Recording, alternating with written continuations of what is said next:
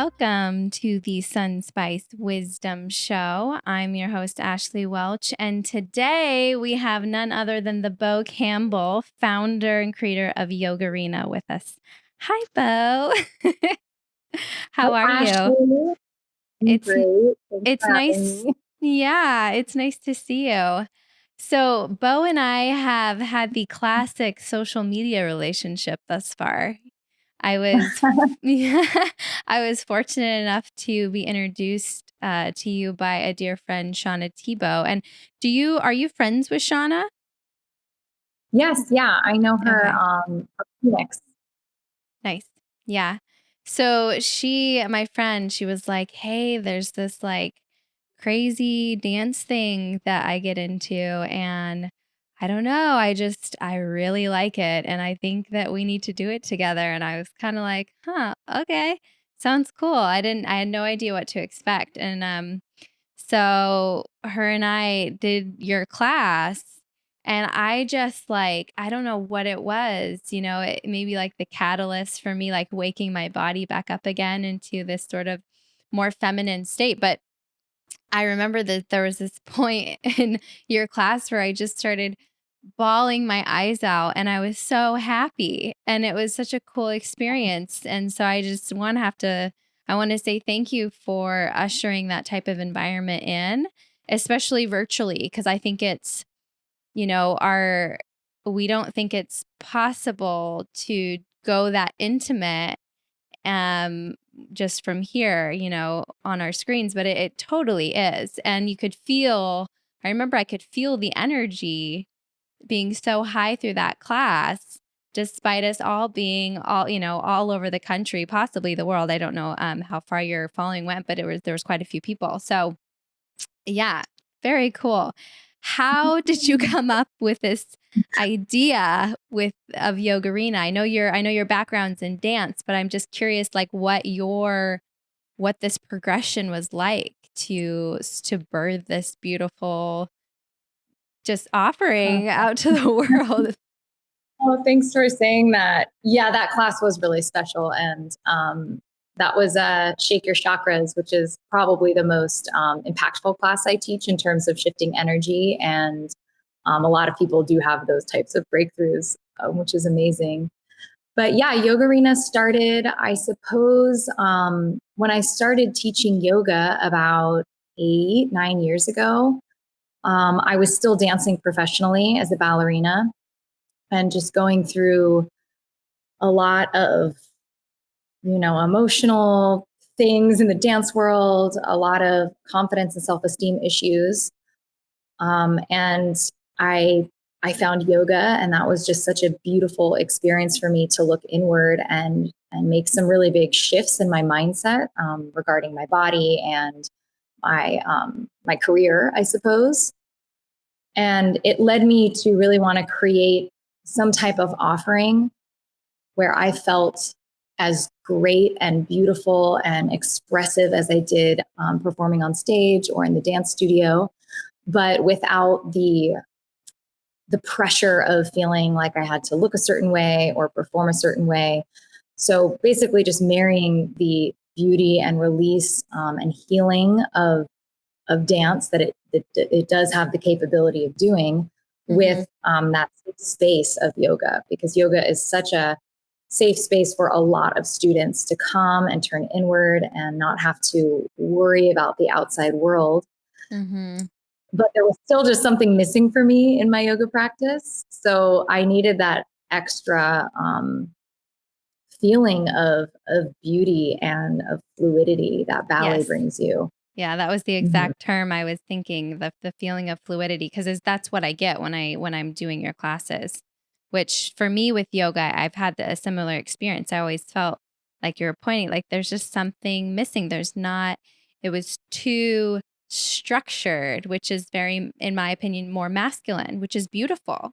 But you brought in the femininity, and it just takes it to this whole other experience, which I just love it so much. So yay. Oh, So I'm curious though, what that you talk about this process of healing, and obviously through yoga, probably I would imagine really started that path, and then really fully have expressed out um, this great experience through your own healing. And I'm curious what the at what point in your dance career did you decide that you needed to shift to yoga? And what I mean, I guess what was the progression of that like for you? Well, I suppose I did yoga for a really long time. I think I had it in a summer program, like yoga for dancers, and I would Mhm. just hop into a class every once in a while. So I knew that, it was good for stretching and all those things. So it was always in the back of my mind that I could do yoga, I guess. But I think I got into it mainly in terms of like healing because the dance world can be very harsh. It can, I've had many different experiences in the dance world. I don't want to say it's all just horrible and mean at all, because I had a really, really wonderful career and I had many people that supported me, and I did have jobs that I felt worthy of and all of that. But there is a point where you're looking at the mirror for 8 hours a day in a leotard, and there's no way that that doesn't take a toll on your brain. So I was with a professional dance company, Ballet Arizona, for 8 years, and Wow. throughout that time there's just so many ups and downs. Like I would get a good part and then I wouldn't be put in a ballet that I wanted to be in. So just, and I always attached those moments to, um, am I good enough? Am I skinny enough? Am I pretty enough? Just all of Mhm. those really aesthetic things that I was defining myself by. What age And can I ask, what age did that process do you believe it all started for you of well, I know I was when I was even first auditioning for ballet companies, I had gained a little bit of weight, just as, going through puberty and getting breasts. I had bigger ones for a dancer. um, and that was always a sense of insecurity for me.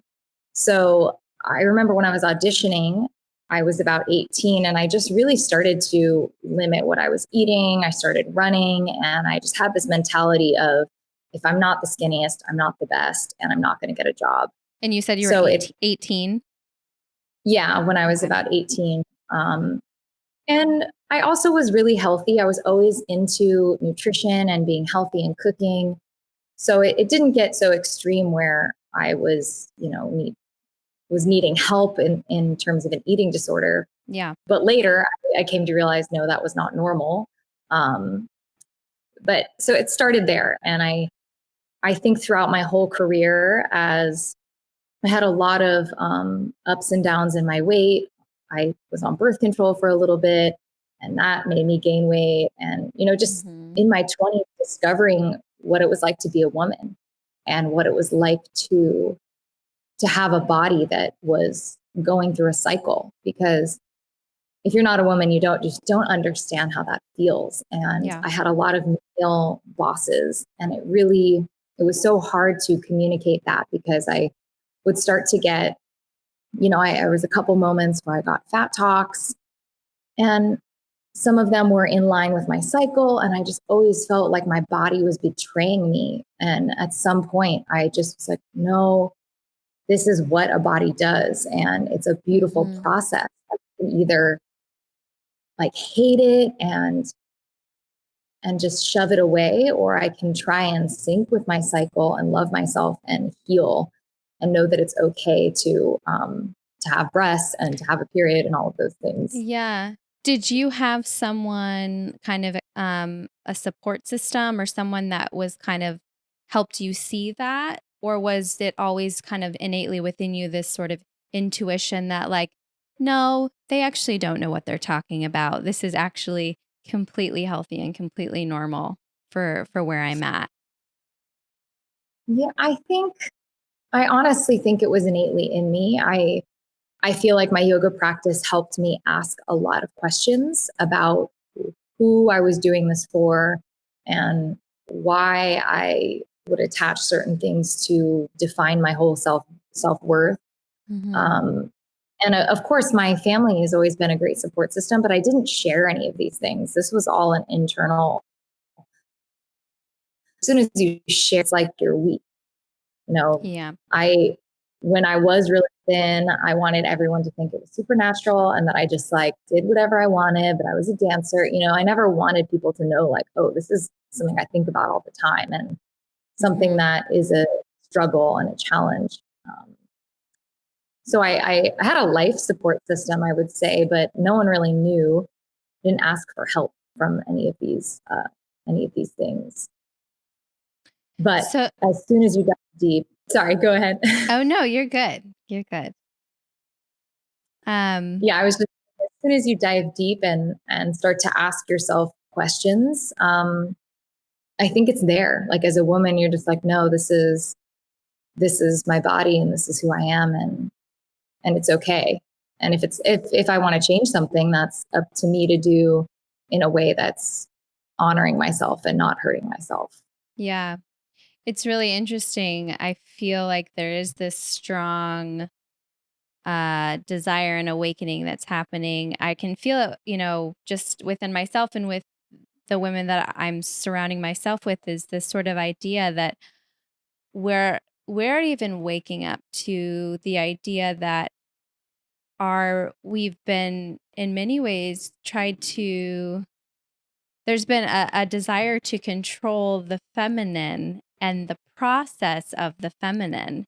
And we do it to ourselves, on our own without anyone else. And then we also have doctors to help control your experience as you're going through your period or control your ability to get pregnant and using all of these sort of created control tactics of different ways to try to tame the feminine. And I find it fascinating and beautiful when women pull through and say so I totally honor you for kind of having that innately within you, because that's a strong feminine force to say, "No, I don't think so." It's true. um yeah, so you live in LA now, Yes, yep. Los Angeles. and is your boyfriend a ballerina too, or husband? I don't know if you're married. I just saw a really cute Instagram video of the two of you dancing, and he looked like a ballerina. Yes, yeah. I would call him a dancer more than a ballerina, but yes, that's actually how we met. We met in Ballet, Arizona, and he's from Arizona originally. So, and we are married. He's my husband. Oh, cool. And and yeah, he's definitely go now in the more contemporary dance world, which is how he originally started training, and he does choreography as well. So Very nice. definitely realm. How did you end up in Los Angeles? So I was born and raised here in LA. So somewhere I've been wanting to move back for a long time. You know, I grew up by the beach. I love the weather. I like the people here. I like the vibes. But I moved to Arizona because that's where I got a good job. Lived there for 8 years. And then my husband and I have kind of been bouncing around for the past 6 years. I have been with a touring company that's based in Connecticut called Momix, and I Mm, didn't even live in Connecticut. So I was always traveling back there to work for them. But we lived in Montreal for 2 years, which, if anyone's thinking of moving there, I would highly suggest it. It's an amazing, amazing city. wow. Um, and then we lived in Chicago, which I think I think I had just had it at that point, and I we lived there for 2 years, and I was ready to move back. So we made the move and this transition right before the pandemic. So it feels interesting to be here and not feel rooted or settled at all. But I do Yeah. feel at home, I suppose. Mm, Are you by the beach?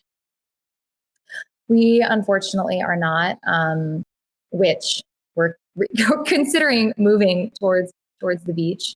But when we first got back, we stayed with my sister for a little bit to find a place. And we chose Hollywood because of my two jobs. So Yeah, I was that makes walking sense. distance to the two jobs that I was starting in February. Both, unfortunately, are no longer, as this pandemic has made studios close and a lot of businesses go down. And one of my very favorite places in LA, I was so thrilled to be teaching at, had to close down for the time being. I think forever, but I'm sure the creators will create something else beautiful. But Yeah. yeah, so we moved here for my jobs that no longer exist. So now we're thinking of moving back towards the water because we go twice a week. We go to the beach, as you can see the surfboard in the back. Yeah, yeah. It's funny, I was watching a video, just a YouTube video of drone footage of Venice Beach, and it was just like, there's some people there, but I'm like, that's not the Venice Beach that I, walked on and had my first date with my husband on, and like it's such an Aw, iconic, beautiful place, and I hold, such a special place in my heart, and to see it, I was just like, wow, it's eerie, it's different, you know? yeah, I've gone a couple of times and it might be crowded on the weekends now. I'm not Well, sure, but it's, that's good. I'm like, that makes me happy that people are out and about and trying to I think it's shifting. I think it's good, starting to shift, maybe good. not to the full capacity because businesses are still closed here, Yeah. unfortunately. But Yeah. outdoor, the good thing about Venice is that they do have a lot of outdoor patios. So I Mhm. think that that's the one thing that people are doing. So I'm sure it's going to pick up soon. Hopefully, I'm really, really hoping. Yeah. I know it's a wild time. There's just so many unknowns and this idea that we just have to surrender to not having any sort of idea what's going to happen and know that we're not in control right now, and that's we can fight it and we can resist it, or we can just say, I guess I'll just be riding the wave on this one and we'll see where it Yeah, leads.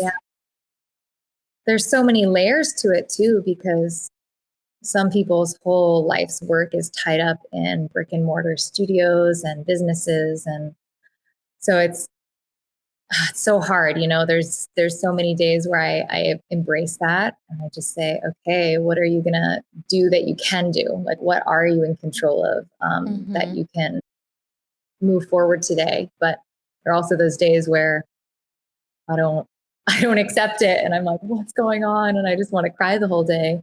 Yeah. But and that's why I move my body. That's why some of the work that I do it because I need it. And I think Yeah. that's why many people do the work that they do. And that's where I start to shift. And I'm like, you have the tools. So use them, move your body, Mhm. meditate, do the things that will help you stay grounded and centered. Do you feel almost like Yogarina is kind of like a duty that you have? Like it's like you have all these tools and they are so wonderful, and it would almost be wrong not to share them. Sometimes it's those moments where you get a text message from a client or from someone that took your class, or a message from you saying thank you, or anything like that, where that's when I feel that really, really strongly. Yeah. Even if it's just one person that said it to me, I'm like, okay, this is affecting someone, this is changing someone's life, I am helping someone. Mhm. And I think that is the beauty of being virtual. It's been really difficult, being virtual, but luckily for me, I do like technology. I am kind of a tech, and I like organizing things. So the transition online wasn't difficult in that sense, but not having the following and the personal connection and everyone doing it at the same time has been really crazy. But Yeah. at the same time, you can reach people that aren't in your state, your city, your community, and share share things that you've been wanting to share for years. I traveled with Yogarina to festivals and conferences. Even my last one, I was supposed to do Sedona Yoga Festival. Oh, cool. It was canceled the day before it was supposed to start. Um, but I went up to Montreal in February. That was the last conference I did. And that was the extent of my ability to share Yogarina and Shake Your Chakras. Was I only did them in person. I never did them online. So Yeah. there's definitely been an opportunity to also share with people around the world. And I've created so much content in this pandemic. So that's, I guess, a good thing. Yeah. Yeah. Are you deploying it on YouTube or like every platform, or where's your where will most I people be able to find you? I would say in terms of free things, I have practices. I have a private Facebook group that's called Yogarina Tribe. And that's where I give most of my full classes if I'm doing any free trainings. Mhm. And then I do previews and smaller snippets on IGTV. Nice. So those are the two free platforms I use. Everything else is I use Teachable for my courses or through my website. Live classes, I do everything through my website. And then, yeah, most everything else is in course form right now. That's what I'm really into, as it's more of a journey. And if people are at home and they want to be accountable and have a path that's really laid out for them, that isn't just a movement space, but Yeah. a spiritual path to a certain goal that they might have, both Mhm. body and mind. To me, they're all linked. I can never move my body without, you know, feeling all the feels or Yeah. being with my energy. Yeah. When the mind speaks, the body listens, whether we like it or Yep. not. And that's why I resonated with all of your branding so much for Sunspice. When I got your package, I was like reading all the chakra stuff. And as you know, I'm very into the chakras. And and that is one of the things that fascinates me so much about that kind of work, is that you can have such a mental block and it manifests in your physical body. Mhm. And that is just like, oh my gosh, it's all connected. And Yeah. it's such a powerful tool for self inquiry, awareness, and then transformation eventually. Yeah. But it's interesting by creating these sort of like courses and by teaching, at least I found, and I'm sure you're into it now, is it when you choose to be a teacher, I feel like what we actually choose to do is decide that we're going to always come back. We have to come back to the practice even when we don't want to, because there are now you have other people to hold you accountable. You have people that they need this as much as you do, and it's a beautiful thing, but it's also like, dang it, some days you're just like, I just don't want to show up, and but that sort of, that continually or the continual just coming back and recommitting to that is, I mean, that's where that's where all the power is, that's where it lies. Absolutely.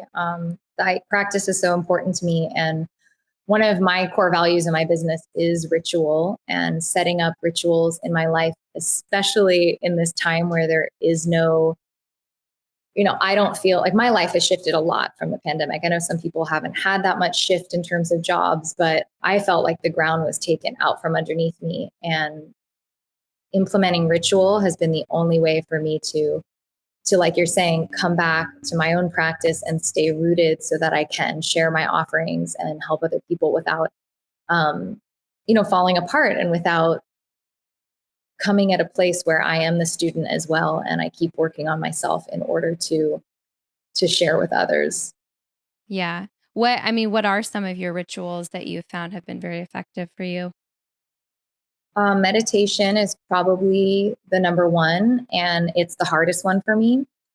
I love moving my body, so that ritual for me is a lot easier. I don't struggle to get on my mat. I can do stretching, I can do so many different types of movement. I love to work out. I love weights. Like, I love all of the movement stuff. So that one's not hard for me. But my mind, I'm an air sign and I'm just always running at 1,000 miles a minute. So the Mhm. meditation has always been something that I'm dragging my feet, and I don't want to do it, even though I know it's so good for me. So that's kind of have a routine in the morning where, get all the personal stuff done, feed the cats, put the coffee on, and then I take a meditation break. Um, and that's usually followed by grabbing the coffee after the meditation. So once I've centered myself, and then I've been getting really into journaling more as just a brain dump. Like I said, my mind is moving so much at 100 speeds. And for me to just dump it on a piece of paper is a huge, huge relief. And then it's also a tool. I get a lot of my content during meditation. So yeah, I'm surprised that I don't want to do it more, because I get a lot of mantras and things that I will write down in my journal afterwards, and that goes right into my classes. That's what I share, because it came to me in such a moment where maybe I was feeling sad or depressed or happy, maybe whatever I was feeling, something came out of me in word form that I can use in my teachings, in even social media. It's like, what am I going to say today? And those moments where I said, okay, that really helped me, then I can share it Yep. through that media as well. Yeah. Um, I always hate it when I lose my thought. I'm like, I had a real good question for you and it's floated away. Um, we were talking about rituals. It must come back. Oh man, speaking of rituals. Yeah, I mean, I definitely relate to that sort of idea that you have to, like, right now more than ever, structure is so important because it does give you this sense of rootedness, And I remember that even as a child, I don't know if you were the same, where you would have like a planner and maybe you would write down Monday, Tuesday, Wednesday what you're doing. I still do that to this very day. It's like I need to like lay it all out for myself, so in my brain I feel more structure, which leads to a stronger sense of security and rootedness. So, um, yeah, I totally relate to that. But I'm like waiting for the thought to come back. I'm like, I'm talking, waiting for that question to come back to me that I wanted to ask you. Um, how old were you when you started dancing as a ballerina? I started training. I think I started when I was 9, actually, which is maybe a little bit on the older side in terms of ballet, but I did musical theater before that, which kind of led me into dancing. Mm-hmm. So about 9 when I started ballet classes, and professionally right out of high school. I was 18, went into the pro dance world. Um, I was when I was reading your bio, I was giggling when you were talking about cooking with your grandmother in the Midwest and thinking saturated fats were the devil. Yes, yeah. I got so into health at such a young age, because I guess being in California, like, everyone's really healthy, and Well, it's a beautiful I had, thing. It is a beautiful thing to be able to have that level of awareness. yeah, and I remember we'd always go visit in the Midwest, and we'd go to the Mall of America and get the cones of the cheese curds and I was just like mortified, like, "What?" And I would look it up, and then I found out saturated fats like stick and clog and all these things, and I was like, that can't happen to me at like 13. I was That's watching funny. what I ate. So funny, yeah. I showed a image to my older son he's 8 now, but I think I showed it to him when he was 5 because someone had taken him to McDonald's without my permission. And I told him, I was like, it's not this one time, it's not a big deal. I strongly believe in finding balance in life. I don't think you should be too extreme in on almost anything that you do, because life is this dance of finding balance. And I said, but I do need you to know what your reality would be if you continued to consume that type of food, because what you consume really creates the form that you are. I didn't realize, I didn't mean to, he was sitting right next to me, so I start Googling, you know, overweight child eating fast food. And it just like opened up the most horrendous image that was just so scarring. And my son's eyes got so wide. And from that moment forward, he was like, I don't ever want that. I don't ever want that. And a part of me was like, I think maybe that was a bit intense. Sorry you saw that one, but it definitely shook him, to see it, to see the results of that. But yeah. So cute and funny, but and ultimately it's going to be his choice. So it's good that Mhm. you come from an education point of view and say Yeah. it's okay, but there's consequences to Mm. what you do and how you act. Yeah. Yeah. I mean, whether it's what you're eating or what you're consuming in the world from, I mean, like, just so even social media, I find our food, our brain food, to be as equally important. I feel like I always knew that what you fed your brain would impact it, but I think it's really being highlighted right now because it's just like, I just feel like there's so much screaming and hatred being thrown. And I'm like, I don't even want to receive this. I picked up my phone to check and make sure that that I didn't lose a message that was sentimental to me or that I responded. And all of a sudden I'm getting this hate stuff, you know, being projected at me without my permission. I was just like, whoo. Oh, yeah, that's been a struggle. There's so many things that have happened over the past couple months, and social media has been, for me, one of the biggest challenges because I feel like I use it so much for business and it's how I communicate with a lot of people and all of that. But it's also a source of um, comparison and like you're saying, if there's messages that you didn't really want to see from whatever's on your feed and all of that, it's just a catch 22 for me right now. I wish I could just cancel all of my accounts and just take a hiatus, but I know that that probably wouldn't be the best idea if I'm trying to get people to come to my class. Yeah. Um, Have you watched The Social Dilemma on Netflix yet? I am a little bit afraid to. I have had several people talk to me about it this past week, actually. And it's like, do I want to watch it? I feel like I'm going to delete my whole phone if I watch it. But do you suggest it? I do. I do. Um, I definitely do. It's worth facing. Mm. I like it that you said it like that. It's worth facing. It's a good way to Yeah. put it. Well, we shouldn't end on such a negative note. Because the truth is what you do is so fun, and it really, I mean, I grew up dancing as a young child, and it was very much a part of how I felt a sense of rootedness in a life that was very chaotic and up and down and very inconsistent. I just Mhm. remember that moment of being able to get into a dance studio with my girlfriend, who was much older than me, and just dancing it out, and we did lots of hip hop, a little bit of jazz, some modern in there, and obviously ballet would find its way in, but I was never trained sort of in that way.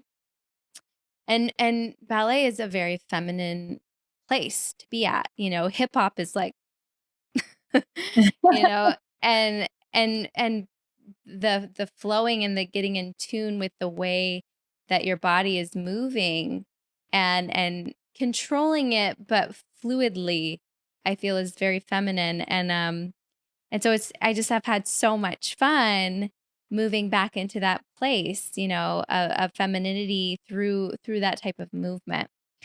So if you're like me, which I know many of you are, and you're looking to maybe find more femininity within you, because it's easy as women, especially right now, to feel like we have to compensate and be more masculine, which is actually not effective. it's counter effective. Finding these classes that bring out these beautiful aspects of true femininity, like Beau's class is it's worth your time 100%. Beau, where can people find you? Um, People can find me on my website, beaucampbell.com. It's spelled BeauCampbell.com. The website link is also on my Instagram, which is the Yogarina. And just to speak to what you said, I really do feel like there's so many different women that my classes are amazing for, because there's the dancer who wants a safe space to dance, and then there's the non-dancer who maybe wants to come in and feel and look and flow a certain way, but doesn't have any experience with it. So I really want to let go of the stigmas around dance in Yogarina, so that people feel invited into the space and they don't feel like they've had to have training or any of that. It's really a Oh yeah. space for all women to come um, and explore, you know, how they feel in their bodies, and have some type of personal expression too. That's really important to me, is that someone can come into my class and feel like they can do it their own way. There's not Mhm. going to be a right or wrong, or um, a correction, and I used to get so many corrections as a dancer, and everything in my class is suggestions and how to explore your own personal body and your own authentic expression within a framework, so that there's guidance but so much freedom along with it. Which is So beautiful. It's so beautiful. Yeah, this idea of expressing your authentic self through movement is I've always found easier at times sometimes than expressing yourself through voice or these other areas, because I mean, our body is just, it holds so much wisdom in it. So thank you so much for coming on my show. It's been so lovely to have you. And do you have any events coming up soon that people should be aware of so they can jet right to your website and sign up? I have just a weekly class that I'm doing right now, Tuesdays, 9:30 a.m. Pacific Standard Time, and you get access for 48 hours when you register. Wonderful. That's all the info is on my Instagram, but that's the only live class I'm doing right now. I also do a free jump and pump on my IG Live on Fridays at 8:30, which is a Fun. jump rope class. Because Ooh, I like ecstatic dance, as you've seen in my classes. It's not only ballet, but that kind of gives me more of my exercise. So I'm really into fitness right now for some reason with the dance. So I'm coming out with a Yogarina Fit program, which is some cardio dance, as well as learning a little bit more about ballet technique than in the flow. So you do more bar exercises, banded bar, and it is a little bit more on the toning side, but for me, it shifts my energy in a way that is really uplifting and energetic. And it makes my workout for the day much more fun than, you know, whatever else I can find on YouTube. yeah, yeah. Well, great. Well, we will look forward to having you on the show again. And if you are just hopping on, make sure you go to beaucampbell.com to get the latest on Yogarina and all the wonderful things she's doing. Thank you again for for coming on the show, Beau, and we look forward to Thank seeing you you so next much, time. Ashley. Bye.